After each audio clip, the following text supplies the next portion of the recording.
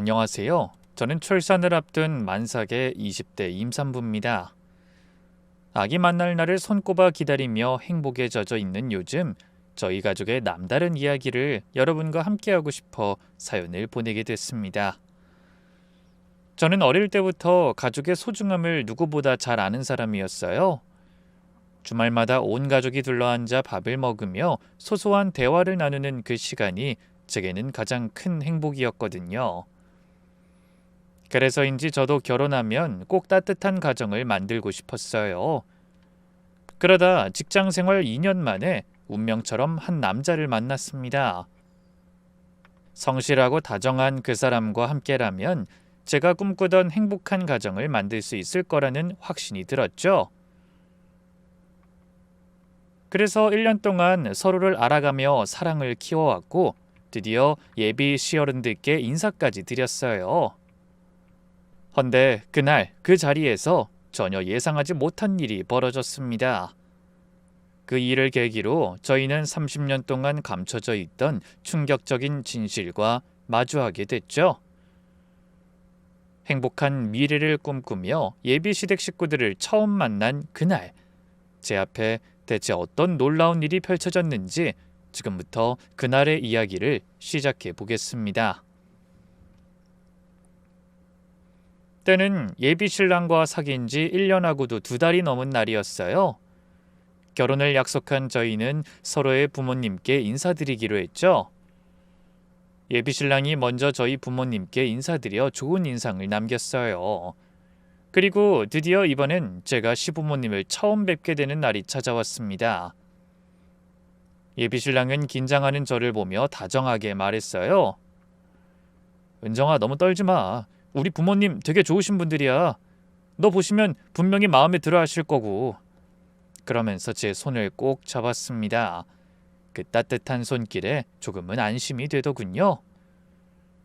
민석 씨는 더할 나위 없이 완벽한 사람이었습니다. 대기업 기획팀에서 일하는 능력 있는 직장인이면서 한없이 다정하고 배려심 깊은 사람이었죠. 헌데 예비 시부모님을 만나러 가는 길에 문득 떠오르는 게 있어 제가 물었습니다. 민석 씨, 호주에서 온 게 몇 살 때라고 했지? 부모님은 거기서 사업하셨다고 했나? 예비 신랑은 운전대를 잡고 고개를 끄덕였어요. 그 갓난아기 때부터 대학 졸업할 때까지 시드니에서 살았어. 부모님이 작은 무역회사를 운영하셨는데 그 나이 드시니까 고국이 그리우셨나 봐. 외할머니도 편찮으시고 그래서 다 정리하고 한국으로 돌아오신 거야? 예비 신랑의 가족 이야기는 들을 때마다 참 부러웠습니다. 해외에서의 삶, 사업가였던 부모님, 그리고 무엇보다 화목해 보이는 가정, 모든 게 완벽한 것 같았어요. 우리 부모님이 청담동 한정식집 예약하셨대. 오늘 너 맛있는 거 사준다고. 사람들한테 물어보고 추천받은 맛집이라네. 음식도 정갈하고 분위기도 좋다니까 너도 마음에 들 거야. 차가 식당 앞에 도착했을 때 이미 시부모님은 먼저 와서 기다리고 계셨습니다. 주차를 하고 식당으로 들어가는 짧은 순간에도 제 심장은 미친 듯이 뛰었어요. 예비신랑이 제 손을 한 번 더 꼭 잡아줬지만 손바닥엔 이미 땀이 맺혀 있었죠. 식당으로 들어가 직원의 안내를 받고 룸으로 들어서며 민석 씨가 밝게 인사했어요. 엄마, 아버지, 오래 기다리셨어요? 안에 계시던 시부모님이 웃으며 저를 맞아주셨습니다. 두 분의 첫인상은 정말 좋았어요. 아버님은 온화한 미소를 띠고 계셨고 어머님은 단정한 정장을 입고 계셨는데 타고난 기품이 느껴졌죠. 두 분 다 60대로 알고 있었는데 관리를 잘하셔서 그런지 실제 나이보다 훨씬 젊어 보이셨습니다. 저를 본 어머님이 따뜻한 미소를 지으며 말씀하셨어요. 민석이한테 얘기 많이 들었지만 이렇게 예쁜 줄은 미처 몰랐네. 그 말씀이 너무 부드럽고 따뜻해서 긴장이 조금은 풀리는 것 같더군요. 안녕하세요. 처음 뵙겠습니다. 정은정입니다. 제가 정중히 인사를 드리자 아버님도 흐뭇한 표정으로 고개를 끄덕이며 말씀하셨어요. 둘이 아주 잘 어울리는구나. 편하게 앉아라. 오늘은 그냥 얼굴 보고 식사나 하려는 거니까 너무 긴장하지 말고.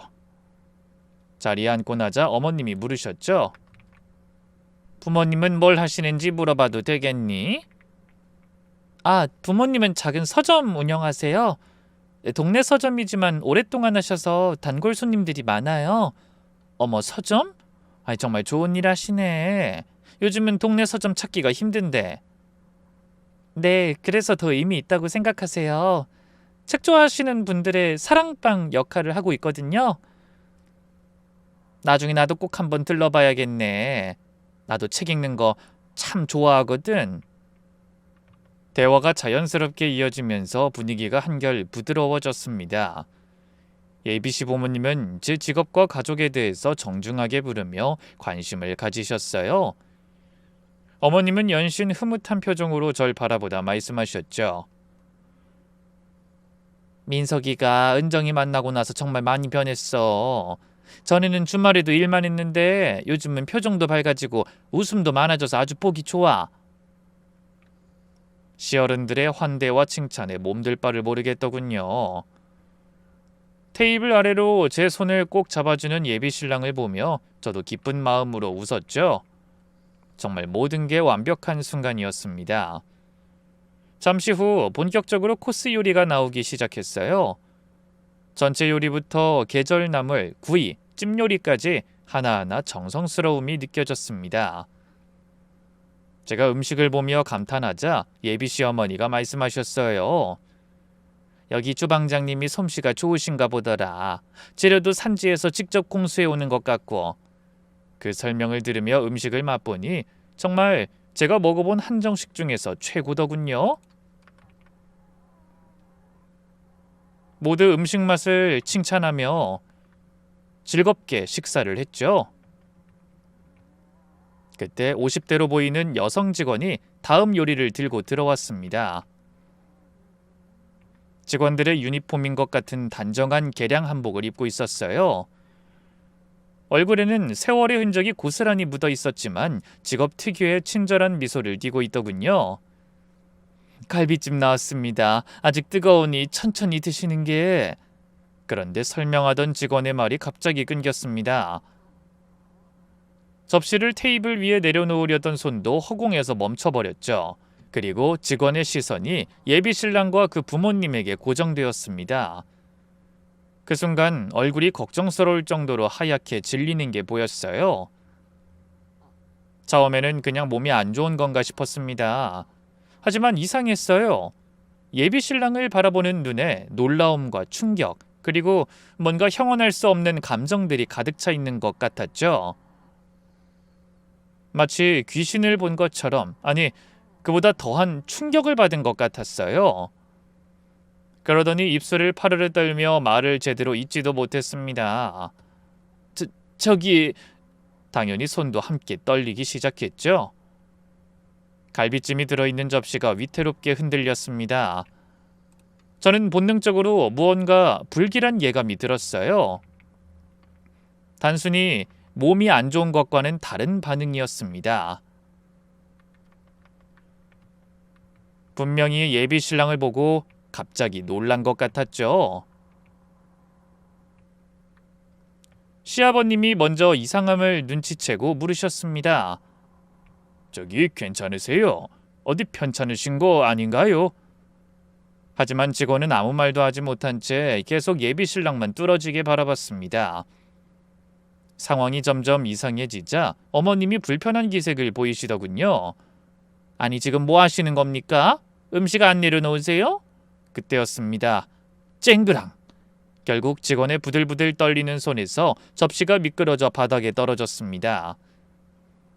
요란한 소리와 함께 접시가 산산조각이 났고 갈비찜이 바닥에 쏟아졌어요. 룸 안의 분위기는 순식간에 엉망이 되었습니다. 아이고, 죄송합니다. 정말 죄송합니다. 그제야 정신을 차린 듯 직원이 황급히 바닥에 주저앉아 깨진 접시 조각을 줍기 시작했어요. 하지만 손을 제대로 가누지 못해 오히려 더 엉망으로 만들 뿐이었죠. 그때 저는 분명히 목격했습니다. 직원의 눈에서 눈물이 주르륵 흘러내리는 것을요. 하지만 그건 단순히 실수를 해서 우는 게 아니었어요. 뭔가 더 깊은 감정이 북받쳐 오르는 것 같았습니다. 깨진 접시를 줍는 손은 계속 떨렸고 어깨도 들썩이고 있었죠. 그런데 이유도 모르면서 그런 모습을 보는 제 마음도 아팠습니다. 나이 지긋한 분이 허둥대는 모습을 보니 뭔가 도와드리고 싶은 마음이 들더라고요. 그래서 얼른 다가가 손을 뻗으며 말했어요. 괜찮으세요? 다치지 않게 조심하세요. 제가 도와드릴게요. 그때 소란을 듣고 매니저가 달려왔습니다. 젊은 남자 매니저는 상황을 파악하자마자 연신 고개를 숙이며 사과했어요. 정말 죄송합니다, 손님. 저희 직원이 큰 실수를 했네요. 바로 정리하고 새로운 음식 준비해드리겠습니다. 매니저는 바닥에 주저앉아 있는 직원에게 다가가 팔을 잡아 일으켜 세웠습니다. 일단 나가서 좀 쉬세요. 여긴 제가 정리할게요. 말은 정중하게 했지만 매니저의 표정이 안 좋은 걸로 봐서 나중에 한 소리 들을 게 분명해 보이더군요. 저는 갑자기 그 직원이 안쓰러운 마음이 들어 한마디 했습니다. 다친 사람도 없고 음식은 다시 받으면 되니까 신경 쓰지 마세요. 직원분이 일부러 그러신 것도 아니고. 헌데 실수한 직원은 나가면서도 마지막까지 예비 신랑에게서 눈을 떼지 못했어요. 입술은 무언가 말하고 싶어하는 듯 달싹였지만 끝내 입 밖으로 나오지는 않았습니다. 곧이어 다른 직원들도 달려와 재빠르게 바닥을 치우고 새로운 갈비찜을 가져왔더군요. 하지만 조금 전에 그 화기애애했던 분위기는 이미 깨져버렸어요. 예비 시부모님의 표정은 굳어 있었고 특히 어머님은 노골적으로 불쾌한 기색을 내보이셨습니다. 저 직원 왜 저러는 거예요? 저렇게 어설픈 사람을 쓰다니. 음식 맛은 좋은데 직원들 관리가 영 엉망이네요. 어머님의 목소리엔 짜증이 묻어났습니다. 아버님도 싫은 소리를 하셨어요. 그러게 우리 은정이가 놀랐겠구만. 그 말씀에 저는 손사래를 치며 답했습니다. 아닙니다. 전 괜찮아요. 접시가 다 무거운 사기 그릇이라 실수할 수도 있죠. 그때 예비신랑이 물을 한 모금 마시며 말했어요. 어디 몸이 안 좋은 사람인가? 별일이 다 있네. 그러면서 영문을 모르겠다는 표정으로 절 보며 웃었습니다. 하지만 어머님은 여전히 기분이 풀리지 않으시는 모양이었어요. 아이 좋은 날 괜히 분위기만 망쳤네. 다음엔 절대 오지 말아야겠어요. 아니 이런 곳은 음식 맛도 중요하지만 편안한 분위기 때문에 비싼 돈 주고 오는 건데 그런 면에서는 제 값을 못하는 것 같네요. 매니저한테 교육 똑바로 시키라고 나가면서 꼭 한마디 해야겠어요. 그 말씀에 아버님도 말없이 고개를 끄덕이시더군요. 두 분이 그 직원을 흉보는 모습을 보니 마음이 불편했습니다. 이 사람이 살다 보면 실수할 수도 있는 건데 너무 매몰차게 반응하시는 것 같았죠? 나중에 결혼하고 제가 실수해도 차갑게 나오실 것 같다는 생각이 들더라고요. 처음 인사 나눌 땐 인자한 분들이라고 생각했는데 역시 사업하던 집안이라 그런가 냉정한 면이 있는 것 같았습니다. 하지만 저는 그 직원의 눈물에 계속 마음이 쓰였어요. 결국 음식을 먹다 말고 화장실에 가는 척 잠깐 룸에서 나왔습니다. 아무래도 마음에 걸려 그 직원을 나무라지 말라고 매니저에게 부탁할 생각이었죠. 그래서 밖으로 나와 매니저를 찾기 위해 여기저기 둘러봤어요. 하지만 식당 안이 생각보다 너무 넓었고 길이 미루처럼 이어져 있어 찾기가 어렵더군요. 바로 그때 복도 끝에서 누군가 통화하는 소리가 들렸습니다. 그 애가 확실해. 30년 전에 빼앗긴 바로 그 애야. 순간 전 발걸음을 멈췄어요. 그 목소리가 분명 좀 전에 실수한 직원의 목소리였기 때문이죠. 30년 전에 빼앗겼다니? 도대체 무슨 말을 하는 거지?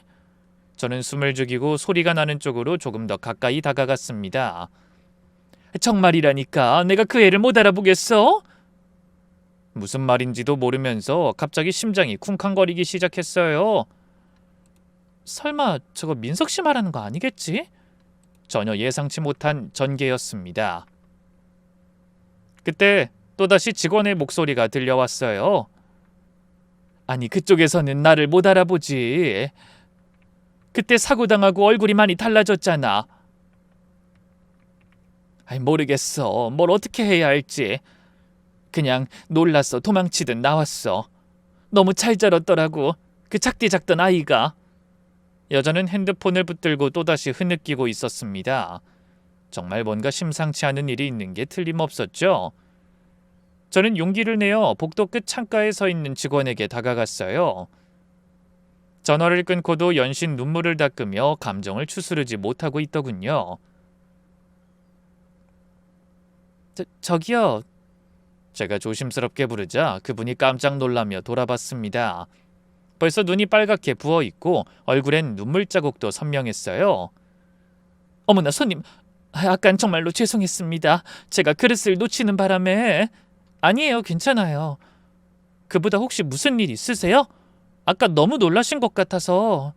제가 묻자 직원이 움찔하더니 고개를 저으며 한 걸음 물러났습니다.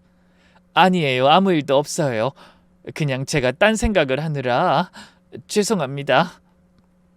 방금 통화하시는 거 들었어요. 30년 전에 빼앗긴 아이라고. 혹시 저희 일행 중 누군가와 관련이 있으신가요? 그분의 얼굴이 다시 하얗게 질리더니 이내 손사래를 치며 다급하게 말했어요. 아닙니다. 다른 사람 얘기 중이었어요. 그럼 저는 이만.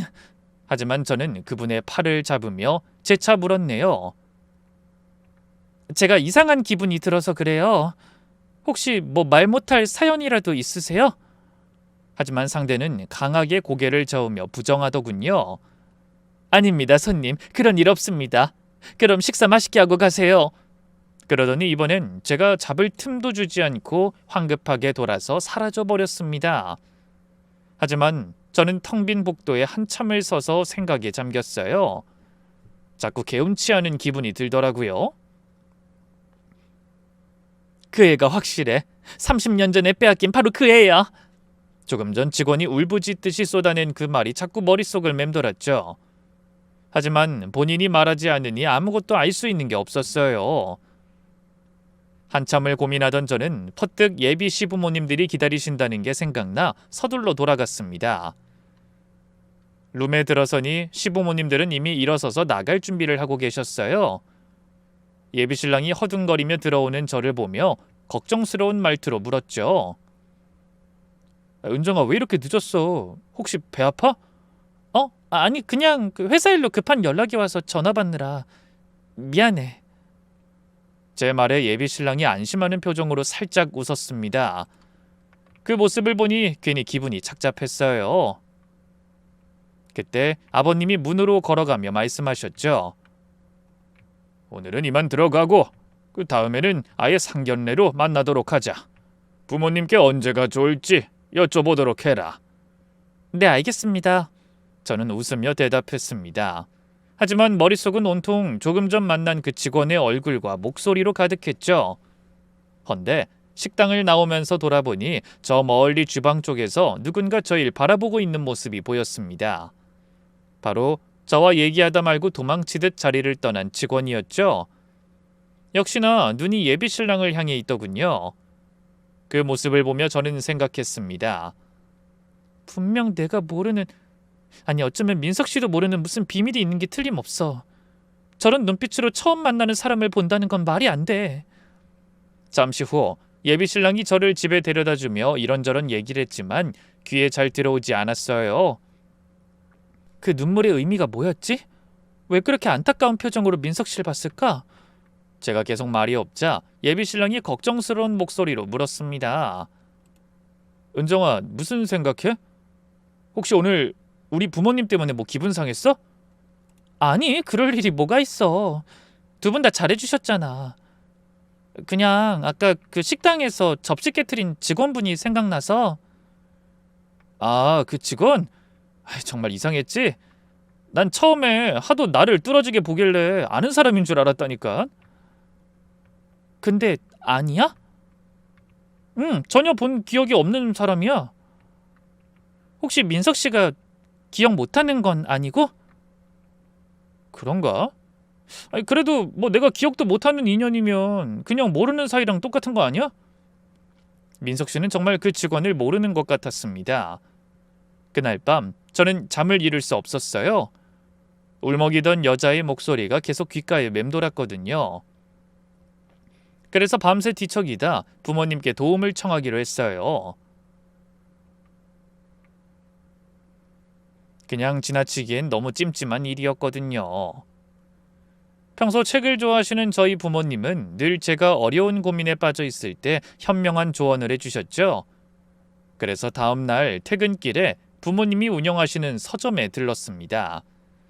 엄마 아빠 상의 드릴 일이 있어서 왔어요. 저를 보며 엄마가 의아한 표정으로 물으셨어요. 무슨 일이니? 어제 민석이 부모님은 잘 만났지? 그게요. 저는 심호흡을 하고 전날 있었던 일을 모두 말씀드렸습니다. 제 얘기를 듣던 부모님의 표정이 점점 심각해지셨어요. 그러더니 한동안 듣기만 하던 아빠가 한숨을 쉬며 말씀하셨죠. 얘기를 들어보니 그냥 지나치기엔 아빠도 찜찜하다. 그렇죠. 그래, 다른 것도 아니고 너랑 평생을 함께할 사람에 관련된 문제잖니. 결국 한참을 생각에 잠겨있던 아빠가 뜻밖의 말씀을 꺼내셨어요. 마침 우리 서점 단골 중에 탐정사무소 운영하는 사람이 있거든. 나한테 어려운 일 있으면 찾아오라고 했었는데 그 사람한테 가보자. 탐정이요? 그래, 경찰로 일하다 퇴직한 사람이래.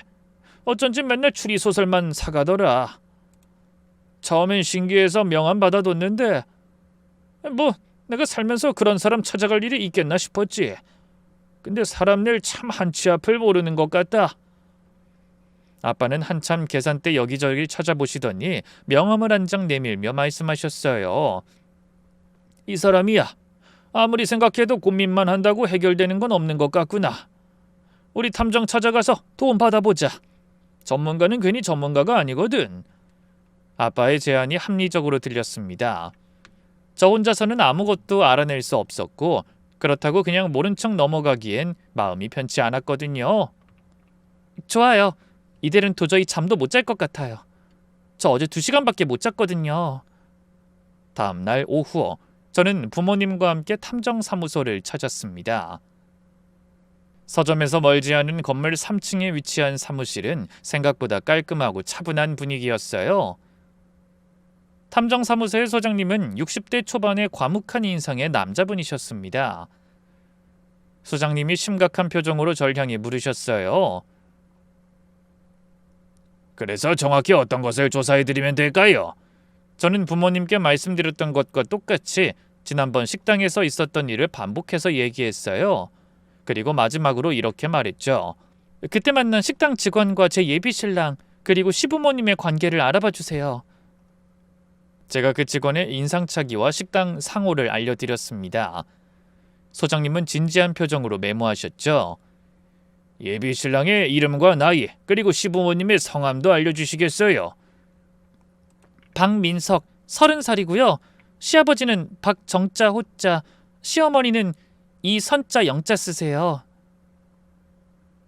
민석 씨가 아주 어릴 때 호주로 건너갔다고 했어요. 알겠습니다. 그럼 이 식당 직원과 박민석 씨의 관계 그리고 시부모님과의 관계를 정확히 파악해드리면 되는 거죠? 저는 침을 꿀꺽 삼키고 대답했어요.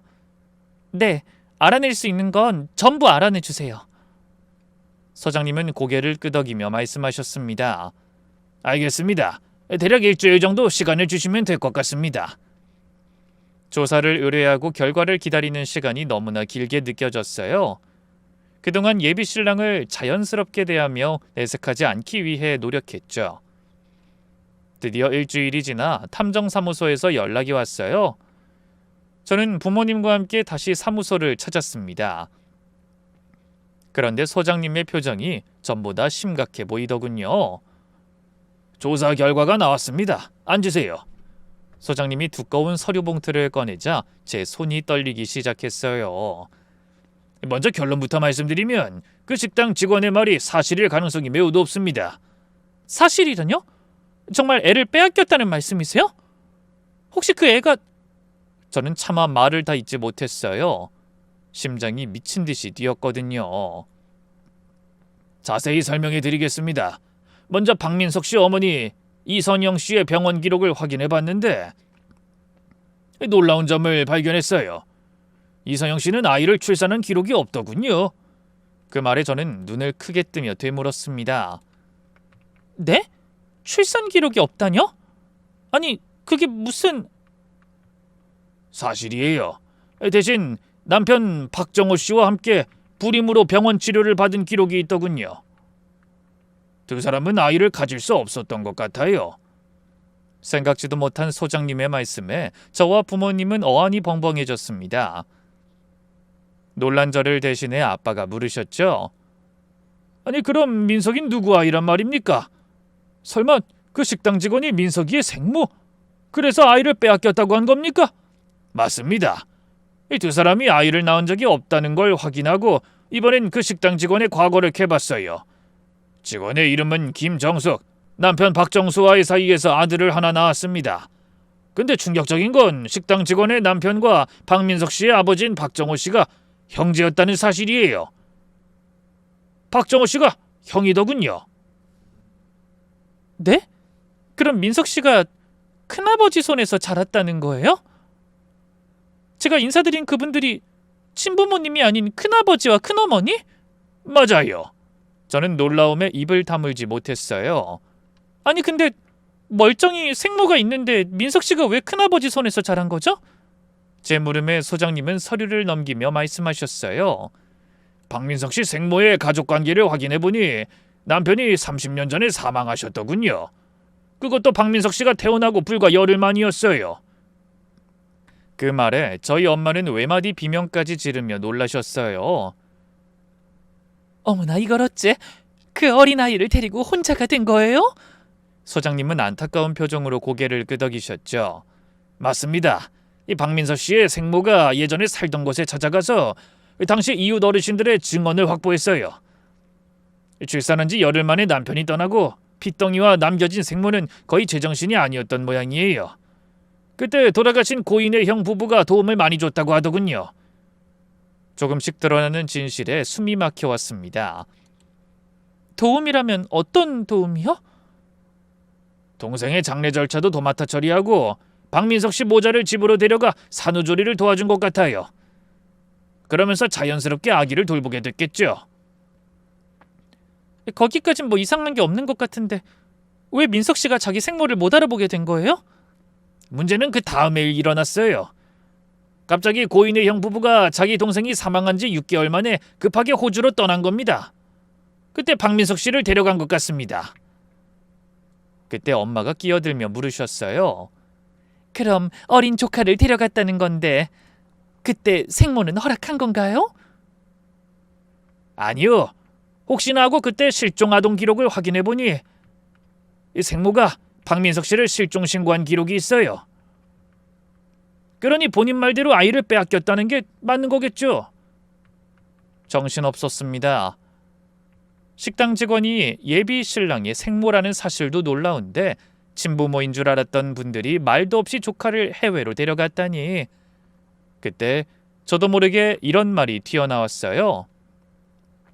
그럼 그분들이 민석 씨를 유괴했다는 건가요? 네. 아무리 친척이라고 해도 부모의 허락 없이 아이를 강제로 데려갔으니 그렇게 봐야겠죠. 말도 안 돼. 민석 씨는 이 일을 전혀 모르고 있어요. 분노와 슬픔이 한꺼번에 밀려왔어요. 조카를 유괴해 자식인 것처럼 키운 두 사람에게는 화가 났고 아무것도 모르는 예비신랑은 가여웠어요. 도대체 왜 그런 짓을 벌인 걸까요? 아이를 해외로 데려갈 때까지 생모는 뭘 하셨고요? 제 물음에 소장님이 또 다른 서류를 펼쳐 보이며 말씀하셨죠. 아까 말씀드렸듯이 박정호 씨와 이선영 씨 부부는 불임이었어요. 아이를 가질 수 없으니 조카를 데려간 게 아닌가 싶네요. 그리고 박민석 씨의 생모는 그 당시에 심각한 사고를 당했어요. 그 말에 조용히 얘기를 듣고만 계시던 아빠가 놀라서 물으셨어요. 교통사고요? 하필 자기 아이가 유괴되어 해외로 갈 때? 아빠의 날카로운 지적에 소장님이 눈을 빛내며 답하셨습니다. 저도 바로 그 점이 의심스럽더군요. 하지만 이 문제는 더 이상 접근하기가 어려웠어요. 당시 사건 기록을 조사해보니 집 앞에서 오토바이에 치였다고 하던데 생각보다 사고가 컸던 것 같아요. 그때 넘어지면서 돌의 앞면을 부딪혀 성형수술 여러 차례 받은 것 같더군요. 그때 머릿속으로 번쩍이며 떠오르는 게 있었어요. 민석 씨 생모의 통화 내용이었죠. 바로 그 사고군요. 사고로 얼굴이 많이 달라졌다고 하는 말 들었어요. 그것 때문에 자기를 못 알아보더라고. 맞아요. 사고로 얼굴이 달라져서 민석 씨 부모님이 생모를 몰라본 거예요. 그럴 수 있죠. 아마 그 사고 때문에 생모가 아이가 떠나는 것도 모른 것 같더군요. 그때 머리를 다쳐서 한동안 의식이 없었던 것 같아요. 어떻게 그런 불행이... 아이 낳고 열흘 만에 남편이 떠나고 아이마저 빼앗겼는데 본인은 하필 의식불명... 말하다 보니 한 여인에게만 쏟아진 가혹한 불행에 눈물이 흘렀습니다. 저희 엄마도 이미 눈물을 펑펑 흘리고 계셨죠. 그때 소장님이 눈을 가늘게 뜨며 놀라운 말씀을 꺼내셨어요. 근데 이상한 점은 그 치료비를 해외로 떠난 박정호 씨가 부담했다는 사실입니다. 마치 미리 사고가 날 걸 예상이라도 한 듯이 김정숙 씨가 입원하자마자 모든 치료비를 부담하겠다며 연락이 왔다고 하더군요. 저희 아빠는 주먹을 꽉 쥐며 물으셨어요. 민석이 생모의 사고와 그 두 부부의 연관성은요? 그게 저도 의심은 가는데 증거가 부족합니다. 당시 오토바이 운전자를 만나보려고 했는데 만남을 거부했어요. 공권력이 아니고선 접근하기가 어려울 것 같네요. 그날 생각지도 못한 충격적인 사실을 들은 저희 가족은 할 말을 잃었고 집으로 돌아왔습니다. 엄마는 계속 눈물바람을 하셨어요. 민석이 불쌍해서 어쩌니? 이 일을 말해줘야 해, 말아야 해. 저도 어떻게 해야 할지 몰라 한숨만 쉬고 있었죠. 하지만 아빠는 단호하게 말씀하셨어요. 당연히 알아야지. 생모가 버젓이 따로 있는데 숨긴다는 게 말이 되나? 그렇지만 민석 씨가 상처받을 거예요. 그리고 그 생모라는 분은 왜 이런 엄청난 일을 숨기려고 하셨을까요? 그날 눈물까지 흘리면서 마음 아파하셨는데 왜 유괴범들을 보고도 아무 말 안 하고 민석 씨한테 자기가 생모라고 나서지도 않으신 건지 이해가 안 돼요. 글쎄다. 우리가 다른 사람들의 마음을 다 알 수는 없으니까. 은정아, 이건 너와 평생을 함께할 남자의 인생이 걸린 문제야. 신중하게 생각해서 결정하도록 해라. 하지만 영원한 비밀은 없는 법이다. 그건 명심해. 아빠가 한숨을 쉬며 제 어깨를 토닥여 주셨어요. 그날 밤은 도저히 잠을 이룰 수가 없었습니다. 예비신랑과 통화하면서도 눈물이 흘러서 혼났어요. 태어나서 처음으로 정말 치열하게 고민했습니다. 민석 씨한테 이 사실을 알려야 할까? 만약 알려준다면 어떻게 말해야 하지? 30년 동안 부모님이라고 믿었던 사람들이 사실은 당신을 유기한 범죄자라고 말해야 해? 그 생각을 하기만 해도 미친 듯이 가슴이 뛰고 숨이 막혔습니다. 그런데 다음 날 아무것도 모르는 예비신랑이 전화해서 해맑은 목소리로 이렇게 말했어요. 은정아, 내일 시간 있어? 부모님이 저녁 먹자고 하시는데. 순간 몸이 굳어졌습니다. 그 범죄자들을 다시 만나야 한다니 앞이 캄캄했죠. 그래. 몇 시에 볼까? 7시쯤 어때? 장소는 내가 문자로 보낼게. 그 전화를 계기로 저는 결심을 굳혔습니다. 더 이상 거짓을 지켜볼 순 없다고요. 아무리 충격을 받더라도 예비신랑에게 진실을 알려야 했습니다. 다음 날 저는 시부모님을 만나기 1시간 전에 예비신랑과 먼저 만났어요. 할 말이 있다는 저를 의아한 표정으로 바라보더군요. 은정아, 둘이 먼저 만나서 해야 할 말이라는 게 뭐야? 일단 안으로 들어가자. 저는 카페로 예비신랑을 이끌어 조용한 구석자리에 앉았습니다. 그리고 가방에서 탐정사무소에서 받은 서류를 꺼냈어요. 민석씨, 이것 좀 봐. 이게 뭐야? 어리둥절한 표정의 예비신랑이 저와 서류를 번갈아 바라봤습니다. 저는 긴장으로 손이 떨려왔지만 최대한 평정심을 유지하려 노력하며 말했어요. 혹시 얼마 전에 식당에서 본 그 직원분 기억나? 민석 씨 보고 놀라셨잖아. 날 알아봤다고? 그 사람이 누군데?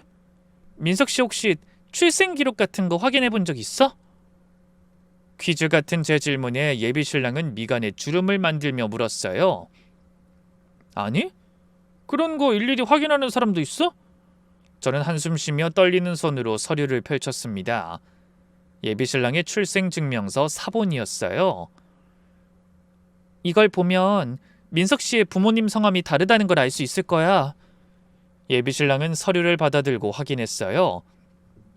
그러더니 점점 표정이 일그러졌죠. 이게 무슨 소리야? 박정수, 김정수? 이 사람들이 누구야? 박정수 씨는 민석 씨 친아버지야. 그리고 지금 아버지라고 부르는 박정호 씨의 동생이었지. 민석 씨가 1살 때 교통사고로 돌아가셨고. 민석 씨의 손이 떨리기 시작했습니다. 그럼 우리 부모님은? 원래는 큰아버지, 큰어머니야. 예비 신랑이 믿을 수 없다는 표정으로 고개를 저었습니다. 말도 안 돼. 이건 뭔가 착오가 있을 거야. 민석 씨 더 들어봐. 그날 식당에서 본 그 직원분이 바로 김정숙 씨야. 민석 씨 친어머니. 예비 신랑이 벌떡 일어났습니다. 말도 안 되는 소리 하지 마. 그 사람이 어떻게 내 엄마야? 난 처음 보는 사람인데. 30년 만에 만난 거야. 민석 씨가 갓난아이 때 헤어졌으니까. 아니야, 이건 말이 안 돼. 누가 이런 거짓말을 꾸며낸 거야? 왜? 무슨 목적으로? 예비 신랑의 목소리가 높아졌습니다. 주변 사람들이 쳐다보기 시작했어요. 민석 씨 진정해. 나도 처음에 믿기 어려웠어. 하지만 사실이야. 저는 나머지 서류들을 꺼냈습니다. 민석 씨는 그 서류들을 한참 살펴봤어요. 그리고 눈에 눈물이 고이기 시작했죠. 이게 전부 사실이라고? 제가 조용히 고개를 끄덕였습니다. 대체 왜 내가 큰아버지 집에서 자란 거야? 그 뒤로 저는 조심스럽게 30년간 숨겨졌던 비밀을 털어놨어요. 생부의 죽음, 어린 나이에 혼자가 된 어머니, 그리고 조카를 데리고 호주로 간 큰아버지 부부의 이야기를 전부 말해줬습니다. 예비 신랑은 머리를 감싸주며 괴로워했어요. 그럼 우리 부모님이 날 빼앗아 간 거라고? 거기다 어쩌면 사고까지 냈을지 모른다는 거야? 정확한 경위는 알 수 없지만 정황상 그럴 가능성이 높아. 예비 신랑은 무겁게 가라앉은 목소리로 말했어요. 이게 정말 사실이라면 내 인생이 전부 거짓이었다는 거잖아. 민석 씨. 은정아, 나 혼자 있고 싶어. 저녁 약속은 내가 취소할게. 그러더니 비틀거리며 카페를 나갔습니다. 걱정되는 마음에 따라 나섰지만 예비 신랑이 강하게 거부했어요. 그래서 집에 돌아와 불안한 마음으로 전화기만 바라보는데 다행히 그날 밤 전화를 했더라고요. 은정아, 나 지금 그 식당 앞이야. 그 사람, 내 생모라는 사람 만나고 싶어. 근데 혼자 가려니까 엄두가 안 나. 알았어, 기다려. 내가 지금 바로 갈게. 저는 급하게 택시를 타고 식당으로 갔습니다. 예비 신랑이 식당 앞에 서 있는 게 보였어요. 저는 얼른 다가가 손을 잡으며 말했죠. 같이 들어가자. 저희는 식당 문을 열고 안으로 들어갔습니다. 늦은 시간이라 손님은 별로 없었죠. 그때 룸을 정리하고 나오는 민석 씨의 생모와 눈이 마주쳤습니다. 그분이 저희를 보고 깜짝 놀라더군요. 어떻게? 그 말에 예비 신랑이 떨리는 목소리로 물었습니다. 김정숙 씨 맞으시죠?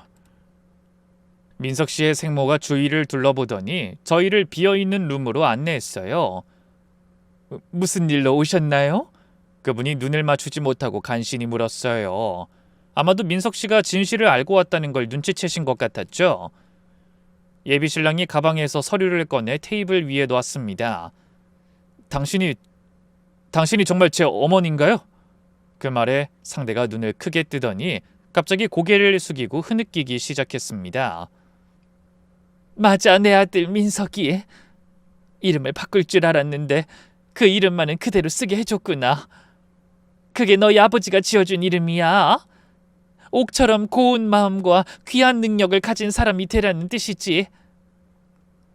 생모가 손을 뻗으려 하자 민석 씨가 뒤로 물러났습니다. 왜 그동안 절 찾지 않으셨어요? 찾았어. 처음엔 미친 듯이. 아무것도 못하고 먹지도 자지도 못하고 계속 찾았다. 그러다 그 사람들이 널 외국으로 데려갔다는 걸 알았어. 그래서 절 포기하신 거예요? 예비신랑의 목소리가 차가웠습니다. 생모는 고개를 절레절레 흔들며 말했어요. 아니야. 포기하다니. 한시도 널 잊어본 적이 없어. 매일 기도했어. 네가 건강하게 자라길, 행복하길. 민석 씨가 주먹을 꽉 쥐었습니다. 분노와 슬픔이 뒤섞인 표정이었어요. 근데 왜 그날은 아무 말도 안 하신 거예요? 내가 이 꼴로 어떻게 나서니? 네가 이렇게 훌륭하게 자랐는데. 거기다 예쁜 약혼녀랑 결혼하려고 한다는데 이런 내가 친엄마라고 나타나면 너한테 무슨 도움이 되겠어? 그때 예비신랑이 갑자기 일어섰습니다. 전 유전자 검사하고 싶어요. 그래서 찾아온 거예요. 민석 씨의 생모도 동의했어요. 그래, 네가 원한다면 그렇게 하자. 며칠 후 두 사람은 병원에서 유전자 검사를 했습니다. 결과가 나오기까지 일주일이 걸린다고 하더군요. 그 일주일 동안 민석 씨는 거의 폐인처럼 지냈습니다. 회사도 제대로 나가지 않고 저와의 만남도 피했죠. 일주일 후 예비신랑에게서 전화가 왔습니다. 은정아, 검사 결과 나왔어.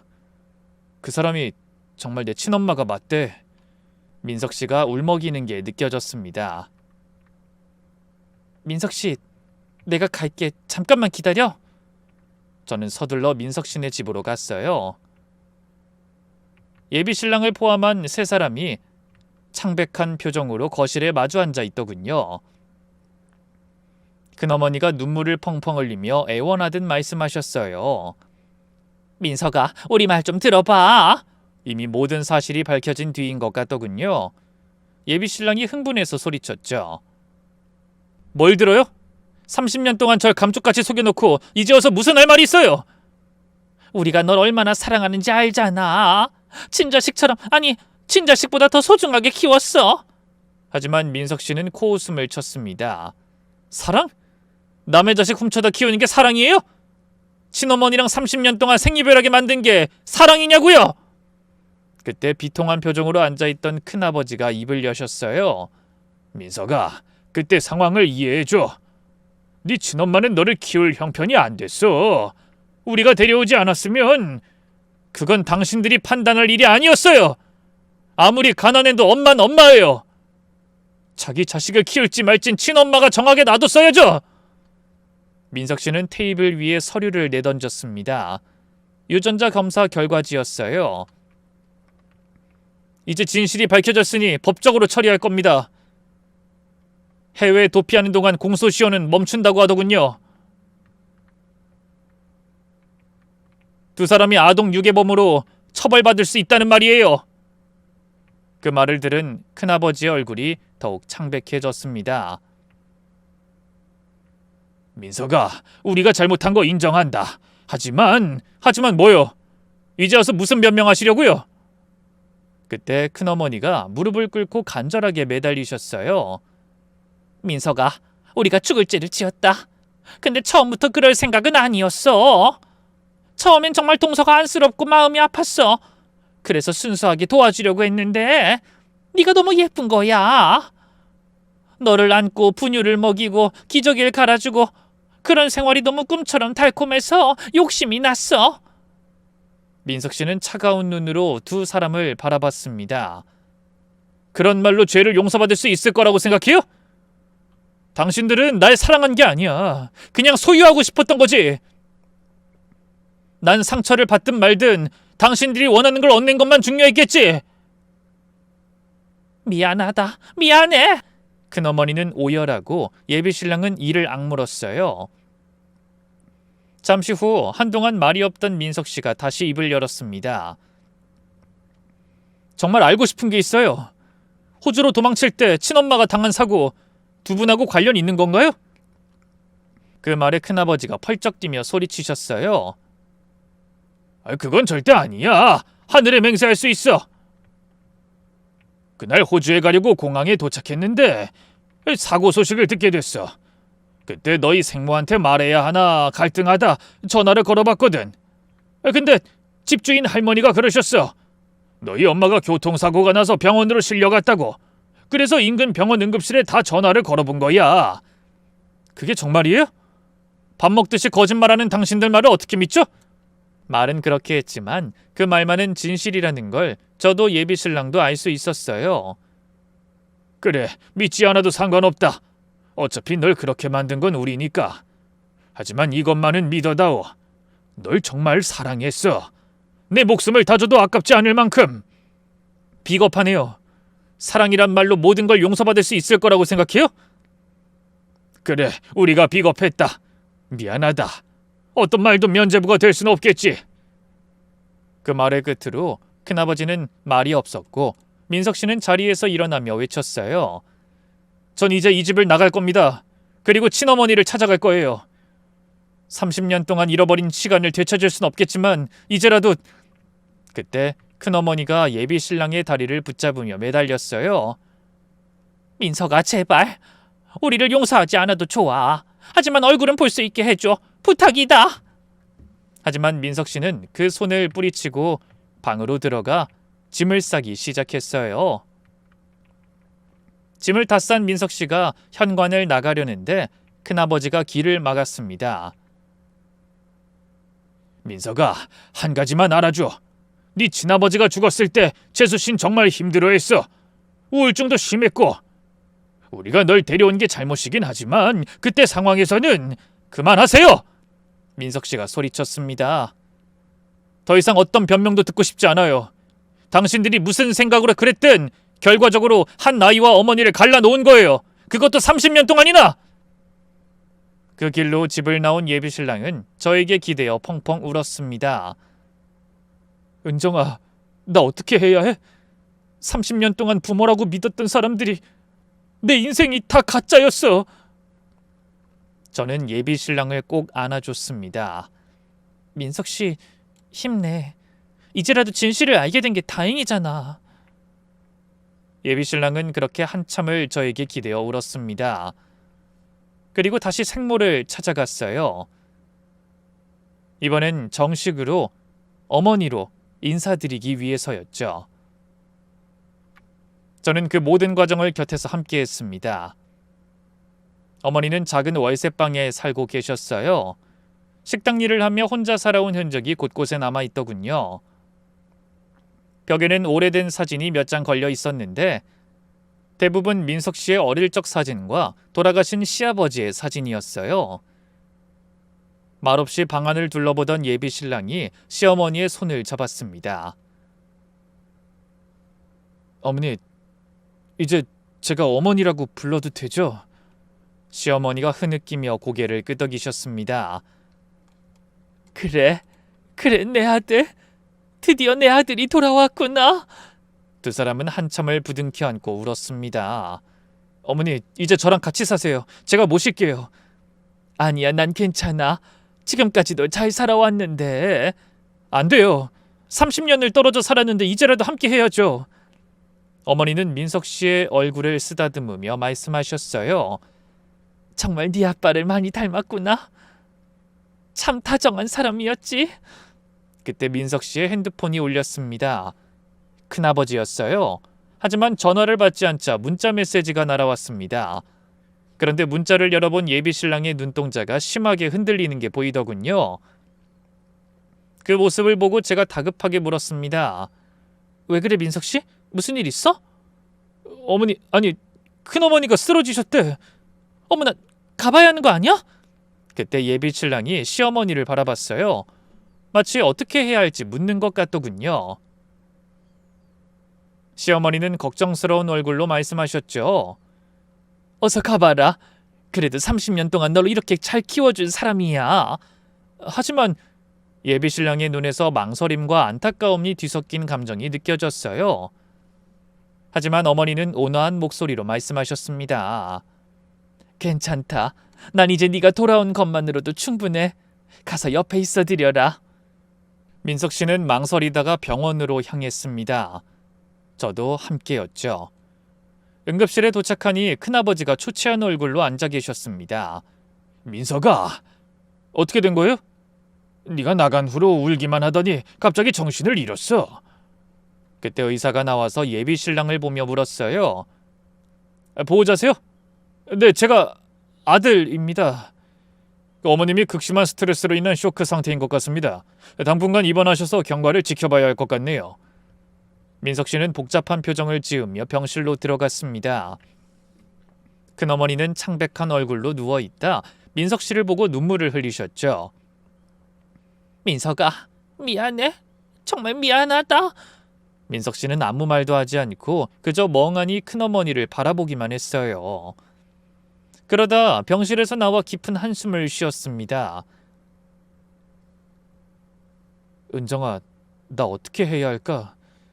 저 사람들을 용서할 순 없는데 그래도 저런 모습을 보니 마음이 너무 아파.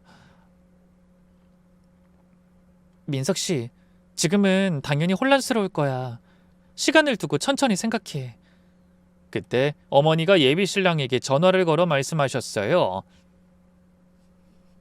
민석아, 그쪽 상황은 어떠니? 많이 안 좋으신 건 아니지? 네, 스트레스로 쓰러지셨대요. 전화기 너머로 어머니의 한숨 소리가 들렸습니다. 민석아, 집으로 와줄래? 할 얘기가 있다. 민석 씨와 저는 다시 어머니의 집으로 갔습니다. 시어머님은 굳은 결심을 한 것처럼 깊은 한숨을 쉬더니 말씀을 시작하셨어요.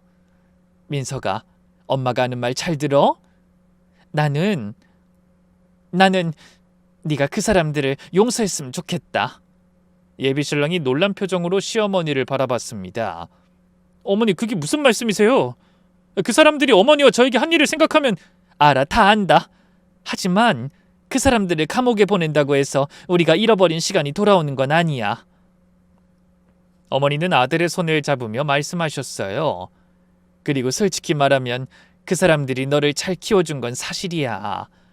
좋은 교육 받게 해주고 훌륭한 사람으로 자라게 했어. 내가 너를 키웠다면 이렇게까지 못했을 거다. 하지만 그걸로 범죄를 정당할 순 없어요. 민석아, 엄마 네가 평생 그 사람들을 원망하고 미워하며 살길 원하지 않아. 그건 네 마음에 독을 품고 사는 거고 가슴에도 한을 남기는 거야. 그 사람들을 위해서 용서하라는 게 아니야. 너를 위해서야. 예비 신랑의 눈에 눈물이 고였습니다. 며칠 후 큰어머니가 퇴원했다는 소식이 들렸고 다음 날 두 사람이 시어머니를 찾아와 무릎을 꿇었어요. 동서, 우리가 죽을 죄를 지었어. 용서를 구할 자격도 없지만. 재수씨, 미안합니다.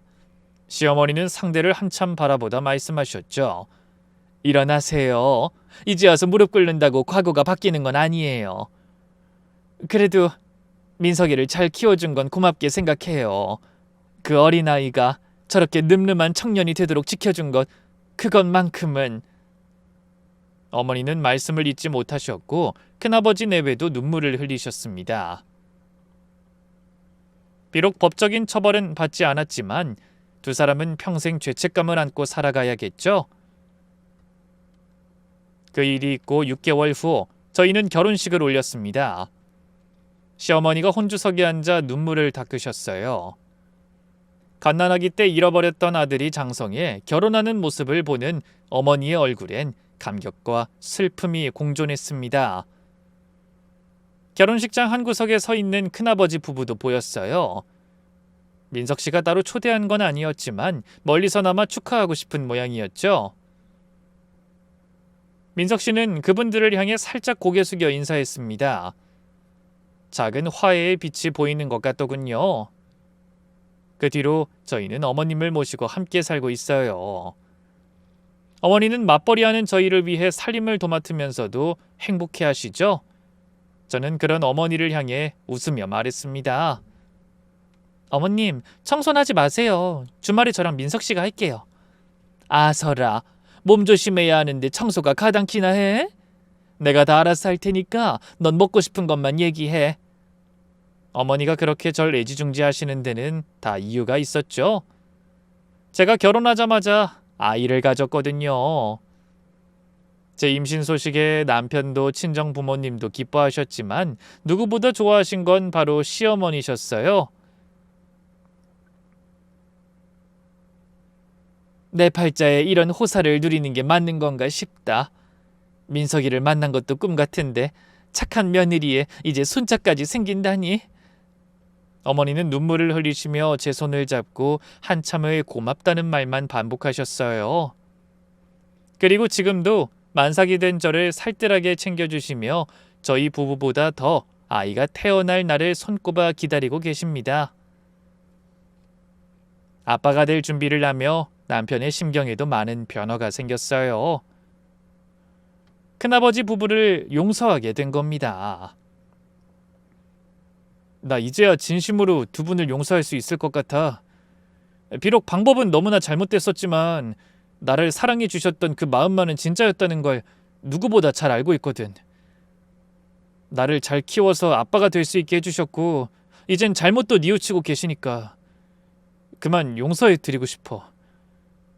사실 얼마 전 두 분은 재산의 상당 부분을 보육시설에 기부하셨어요. 그리고 매일같이 봉사활동을 다니신다고 합니다. 그리고 지난날을 사죄하며 사시기로 한 것 같더라고요. 이제 저희 가족에게 아픔과 고통 대신 화해와 용서로 찾은 진정한 행복의 시간이 찾아왔습니다. 저는 이 모든 과정을 지켜보면서 깨달았어요. 진실을 마주하는 것은 때로는 큰 고통이지만 그 진실을 마주할 용기가 있을 때 진정한 치유가 시작된다는 것을요. 그럼 사연을 함께 하신 여러분도 항상 진실 앞에 당당할 수 있는 사람이 되시길 바라며 저는 이만 인사드리겠습니다. 모두 건강하고 행복한 하루 보내세요. 감사합니다.